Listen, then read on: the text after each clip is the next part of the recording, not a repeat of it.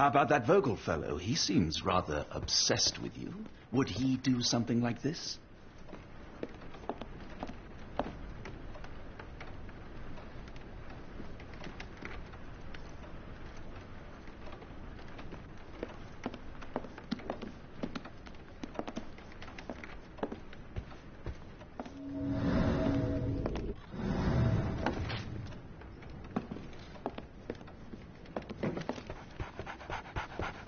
So, Barnes has a dog now.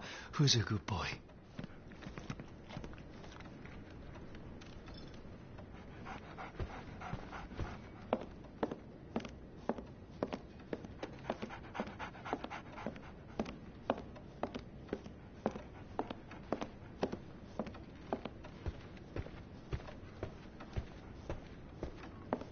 I could hardly imagine anything more macabre.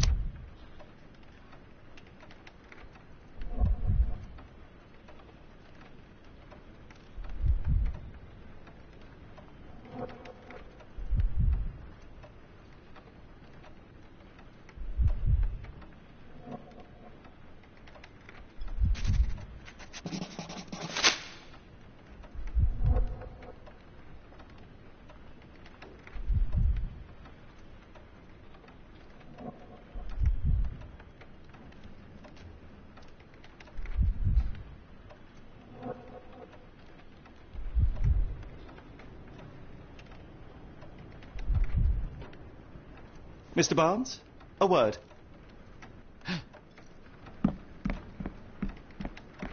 Ah, for goodness sake.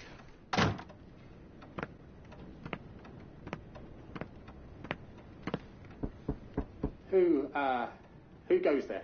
Sherlock Holmes. Now, will you please... Mr. Holmes. Golly, I did not see you come in. Would you care to answer some questions for me? Well, I wish I could, but I am deep in the weeds with work. How about we reschedule in a month or two? Come now, Mr. Barnes. It will only take a moment. Really deep in the weeds with important things. Well, help yourself to any book. Just take it and pay later. I trust you, Mr. Holmes. Barnes doesn't seem like himself. Why is he acting this way? You're asking the right questions, Doctor. Let's find a way to coax him out.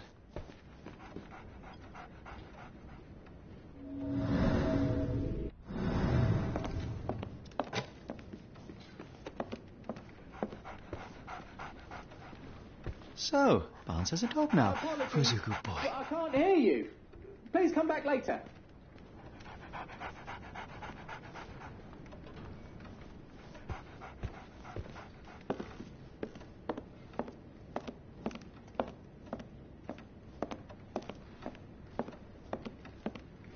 I could hardly imagine anything more macabre.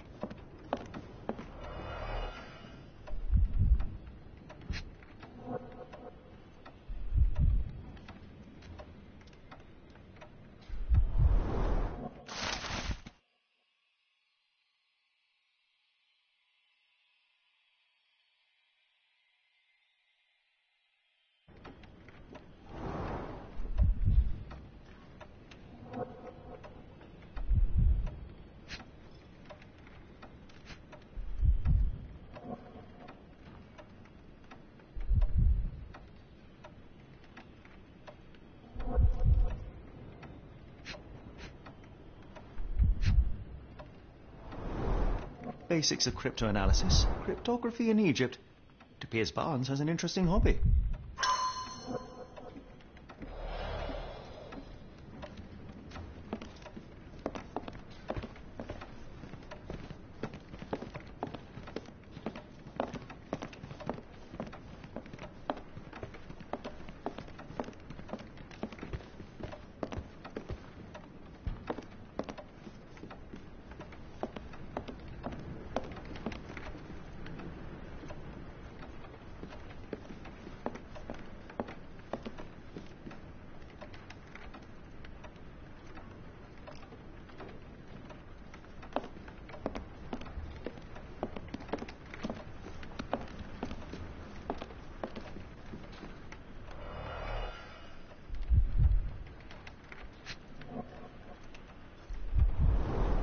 In the language of Mycroft's secret agents, it's a sign.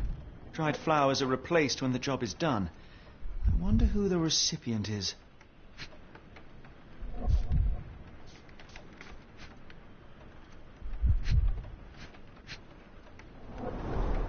An improvised stand, but it does make the flowers more visible.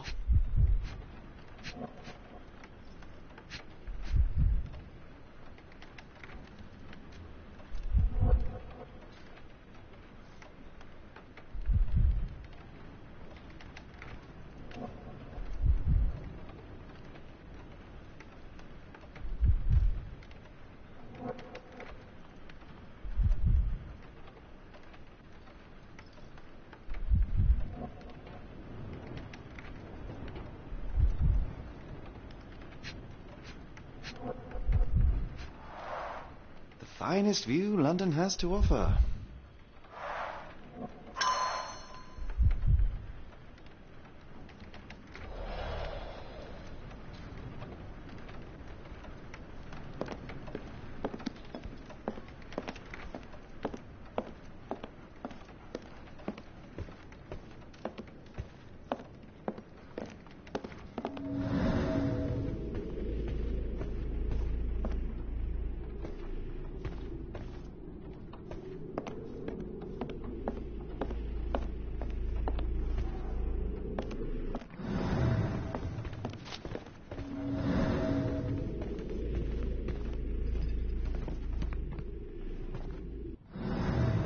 Barnes has always been a little odd, but this is uncharacteristic even for him.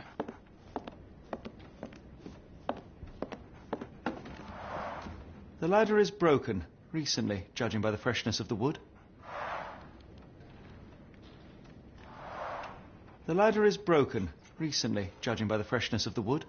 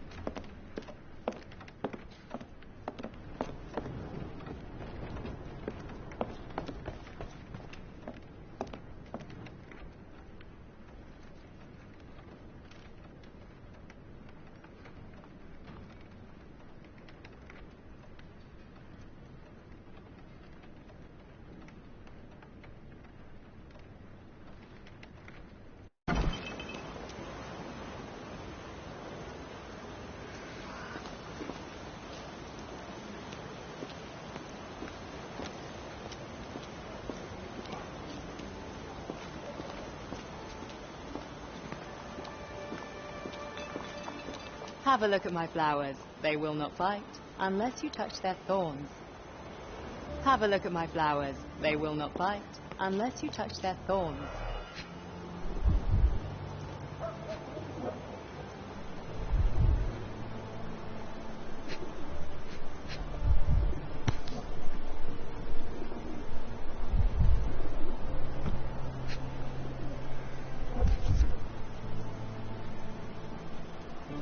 Familiar spine? Is this what I found in my dustbin?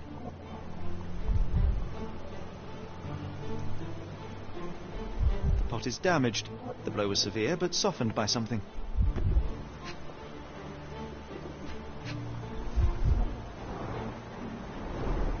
It must take patience and care to produce a bloom so beautiful. I imagine so. I merely sell them. Encouraging people to stop and smell the roses? Our national emblem. God save the Queen.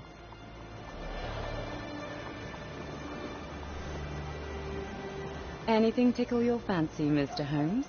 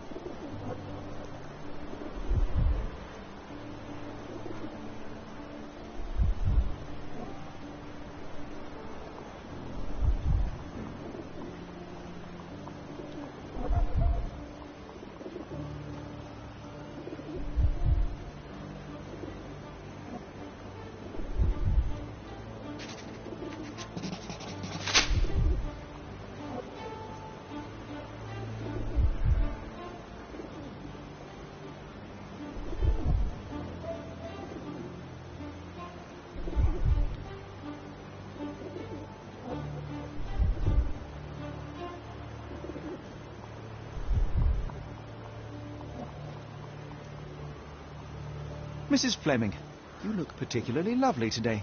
Is there a reason? Does a woman need a reason to look or feel beautiful? No, but your distant look suggests you seek one man's gaze in particular. Who told you that? Nobody. Merely a keen eye and some simple deduction. Well, I'll kindly ask you to keep your keen eye to yourself, Mr. Holmes.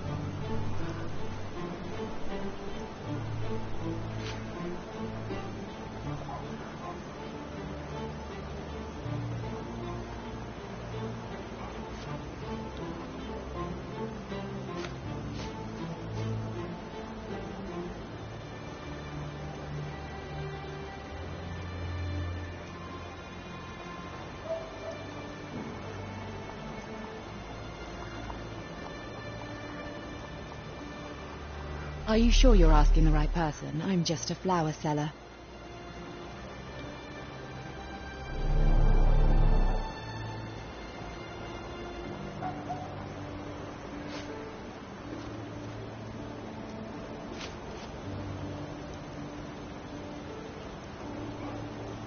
What do you make of the flowers in Barnes' shop window? Well, they could use a bit of water. Do they mean anything to you? Mean anything how? I'm not sure I follow, Mr. Holmes. Why do you think they're there? Are you suggesting the flowers are for me? It seems likely, does it not? Oh, I hope you're right.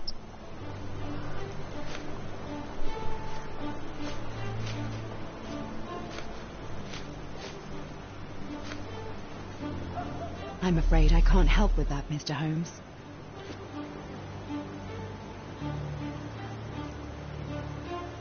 I'm afraid I can't help with that, Mr. Holmes. I'm afraid I can't help with that, Mr. Holmes. I'm afraid I can't help with that, Mr. Holmes. Are you familiar with Mr. Barnes? Yes. No, not really. Well, in a way. What on earth does that mean? I know who he is, of course, but we haven't shared much more than a look. A look? Yes. Each morning I go for a walk in the park with my dog, and most days I spot Mr. Barnes there with his new puppy, so we see each other. Actually, we once met briefly while our dogs played. He was quiet and seemed unsteady as he approached, but since then, we've never spoken. I often see him staring through the shop window. Sometimes I wonder what he thinks about that would etch such longing onto his face.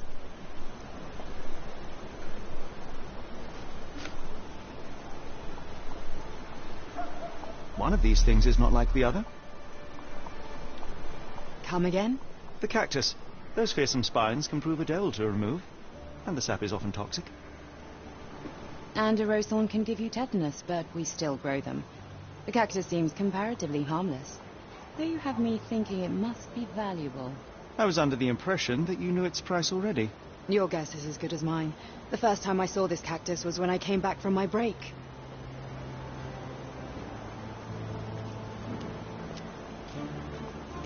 Have a look at my flowers. They will not bite unless you touch their thorns.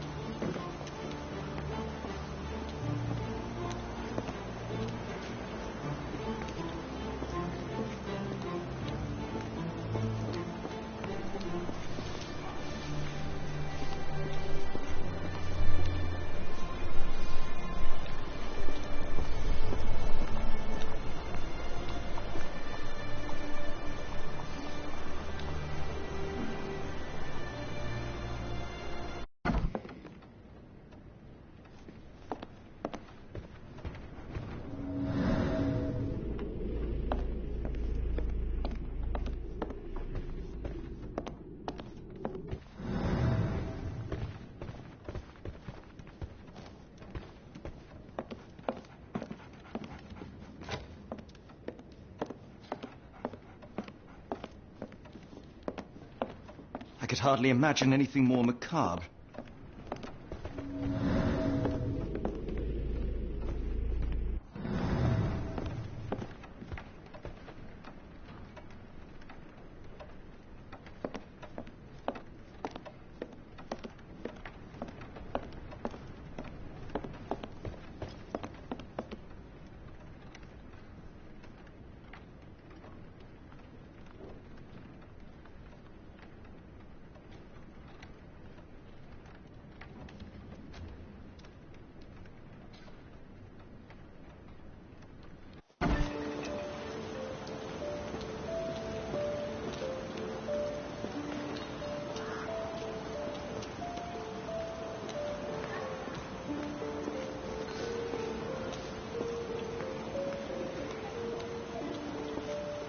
Have a look at my flowers. They will not bite unless you touch their thorns.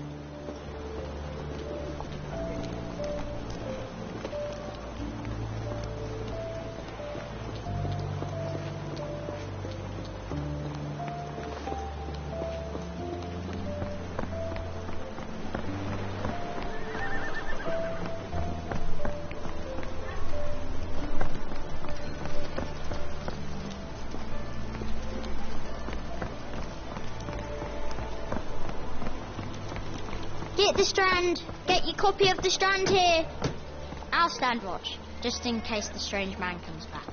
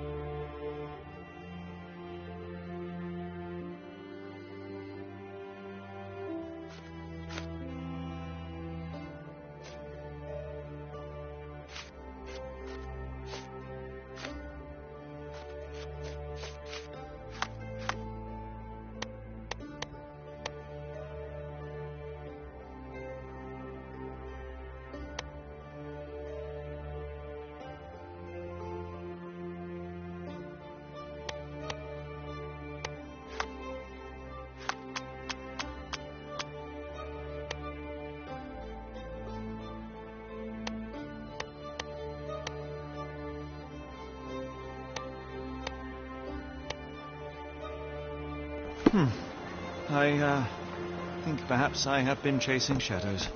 Do not despair, Mr. Holmes. Even the best of us make mistakes. We better tell Mr. Barnes what we've learned.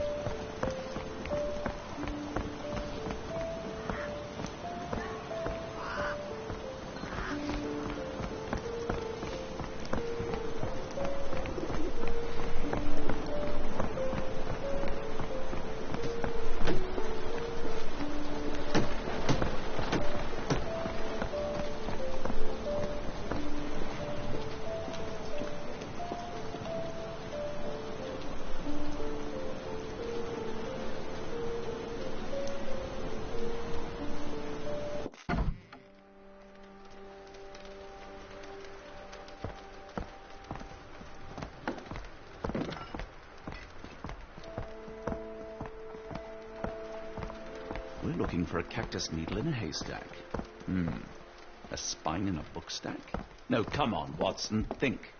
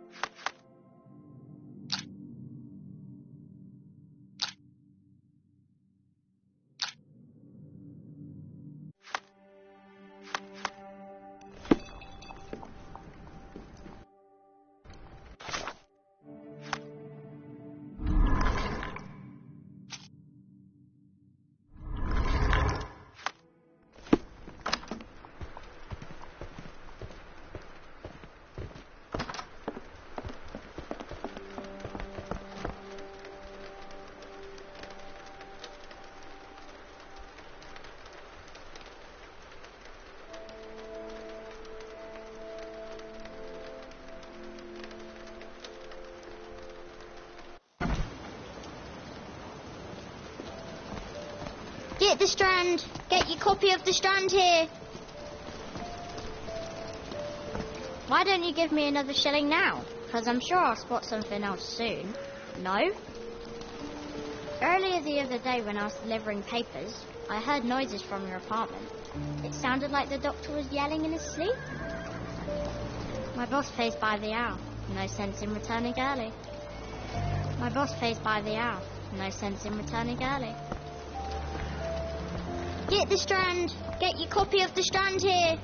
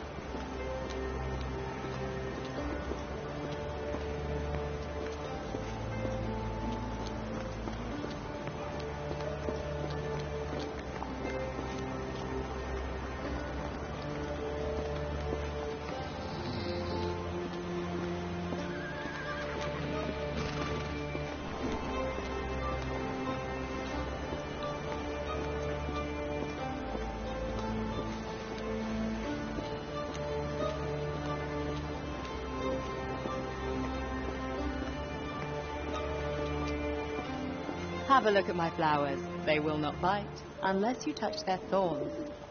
Have a look at my flowers. They will not bite unless you touch their thorns.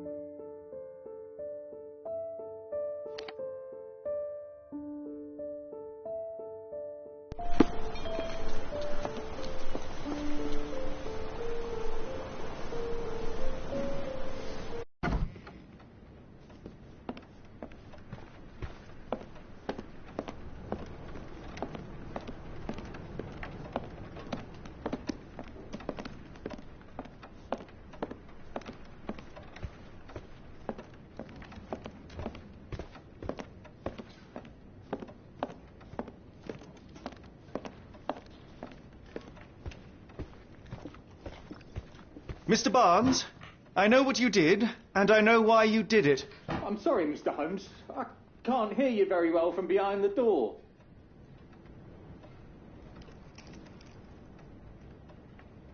I couldn't read this morning's edition of The Strand because it was covered in soil and spines. I know you dropped a cactus on it and then fled.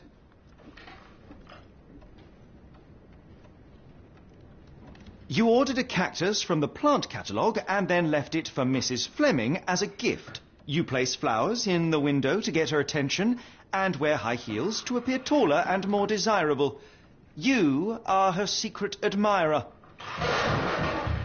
Barnes, it's Dr. Watson. Rest assured we are not interested in disclosing your personal affairs to anyone, including Mrs. Fleming. Please come out.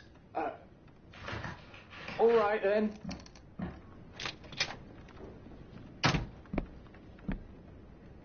So, you know what happened then? I was on my way back from the post office, having picked up the cactus and some books. It was quite an awkward package, heavy too, and when I got to your door, I dropped the cactus and your paper. Forgive me.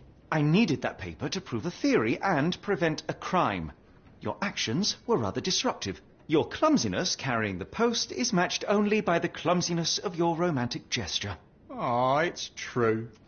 I am useless with this sort of thing. I'm not even sure if Mrs. Fleming noticed.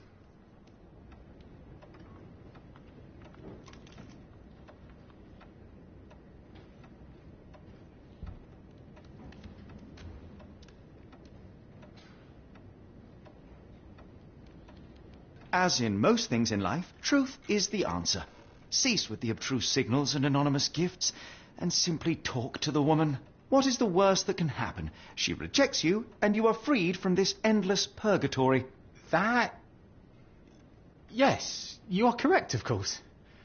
I do have a slight tendency to overthink things. Thank you. So, at last, we return to the matter of the paper. I'm investigating a string of burglaries. Did you perhaps read of any before the edition was spoiled? I don't recall, but you're welcome to read our copy for yourself. You had an issue of The Strand here all along? Well, naturally. I am a bookseller. I have a subscription to every magazine and newspaper in London. So you ought to be familiar with the concept of burying the lead. Oh no, my apologies, Mr. Holmes. I'll make it up to you however I can. I am an expert on obscure languages and translation and Yes, okay. Just give me the paper.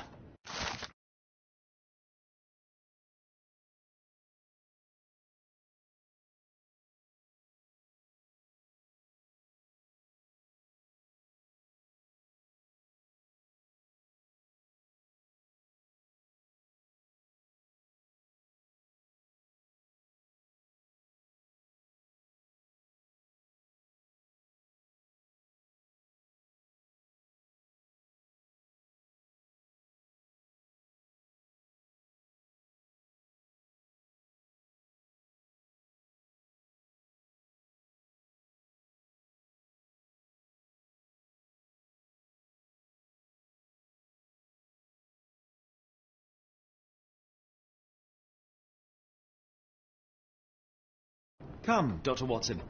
Let us put this matter behind us. Farewell, Mr. Barnes. I hope to hear good news about you and Mrs. Fleming.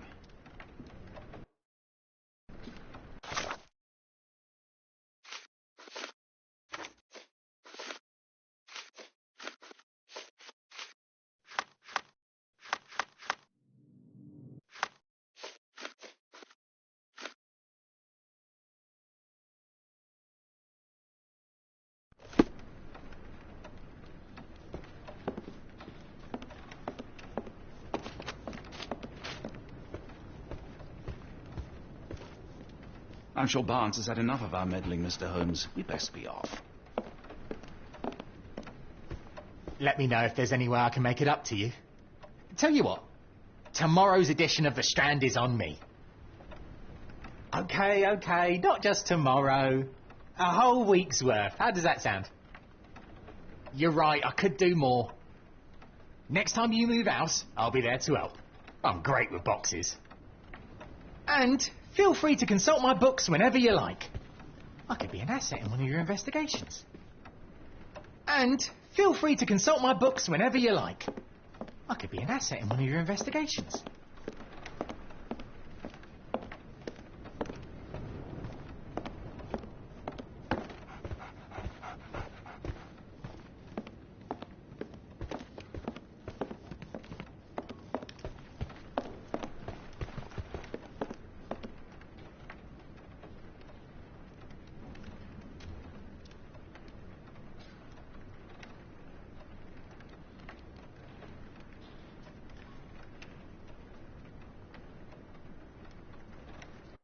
Well, that was an utter waste of time.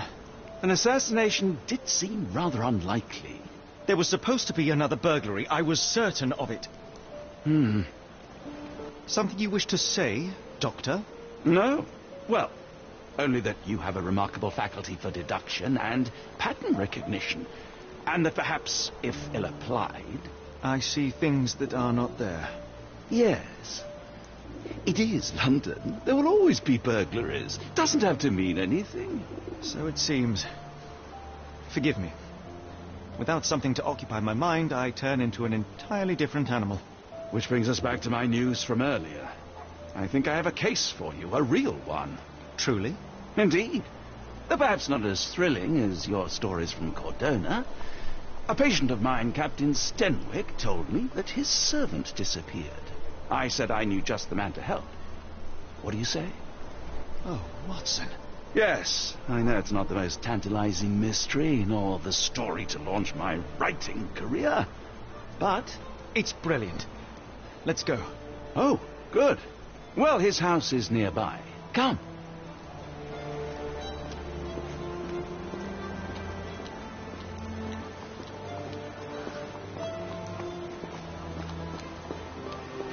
Have a look at my flowers. They will not bite unless you touch their thorns. Have a look at my flowers. They will not bite unless you touch their thorns.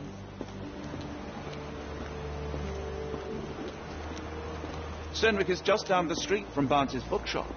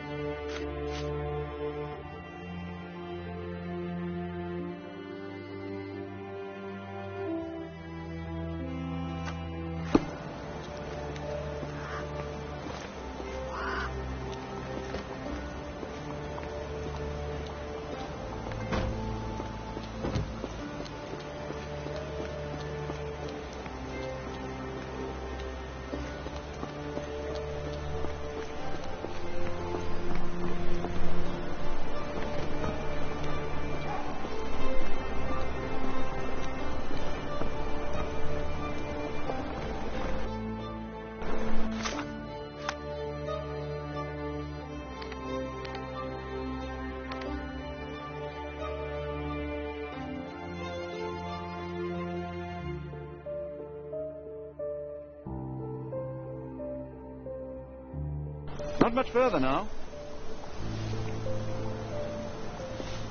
Is this familiar to you? I don't think anyone here knows the answer. You should ask someone else. Could you help me? Sorry, sir. I can't help you.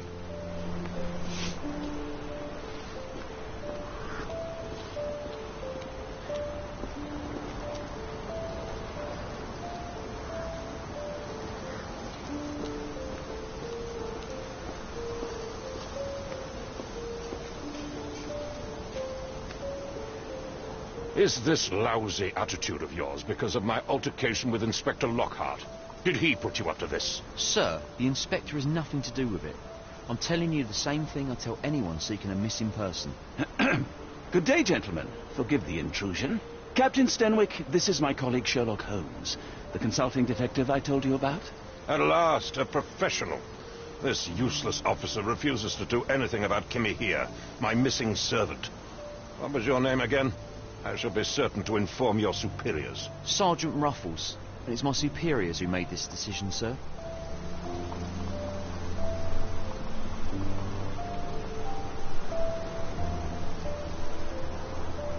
Have there been other disappearances lately? Of course, here and there. But when life is tough and opportunity comes knocking, you can't blame those who answer.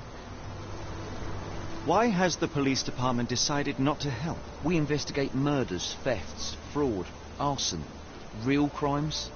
A servant walking away from his master is not our highest priority. That said, if we find Kimahia breaking the law, we'll be sure to notify Captain Stenwick. Now, I must be off. Best of luck in you, sir. You heard that, didn't you? The way that man spoke to me.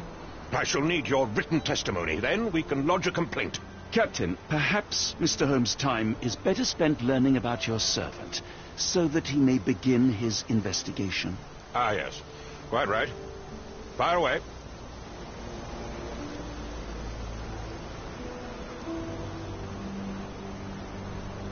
Tell me about Kimahia. He's foreign. A Maori. All the way from New Zealand. Biggest man you've ever seen. And as strong as two. Dark hair and fearsome tattoos. He doesn't speak a whit of English. Never bothered to learn. But I made do with pointing. I invested a lot of money in him, so he must be found. May I see your servant's bedroom? His shack is in the garden. You can't miss it. Did you search the room? Of course, but only to check he wasn't lying dead inside. Everything seemed normal at a glance. When did you last see your servant? Kimmy here normally brings me the morning papers, but yesterday I had to get them myself. He must have escaped the night before yesterday.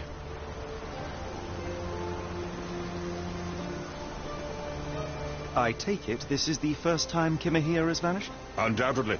The man seemed terrified of the city. I think it was all the noise. He never left this estate. Should he cause any damage, I will bear the responsibility, for it was I who rescued him from savagery and brought him here to England in the first place. Is there any reason Kimahir may have left? I should think not. He had all he could have wanted. Gainful employment, new clothes, and all the cabbage he could eat. Did Kimahir make off with anything of value? Heavens, no. I would have mentioned it to Sergeant Ruffles. Still, he must have fled with some money on his person. No. I kept his wages in my safe. For security. All right, Captain. I think I have enough to get started. We shall first take a look around the mansion. Go ahead. I'll be here, mentally drafting my complaint.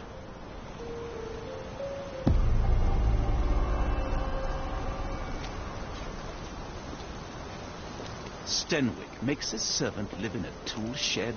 You think you know someone.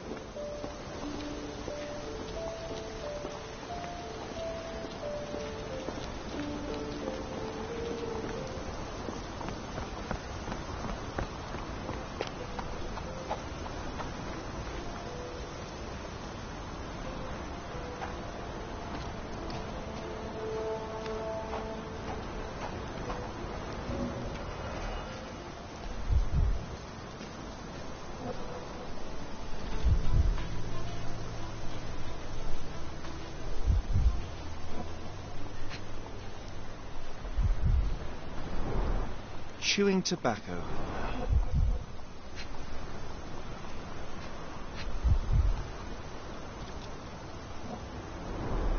A shoe print, roughly size 11, with a worn-out sole. These are a workman's boots.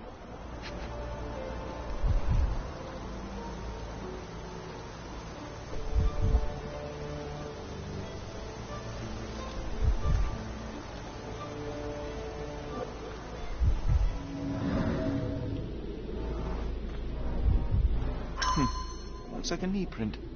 Someone knelt here. The amount of chewing tobacco suggests they were waiting a while. Amazing, Mr. Holmes. To read the ground like an open book.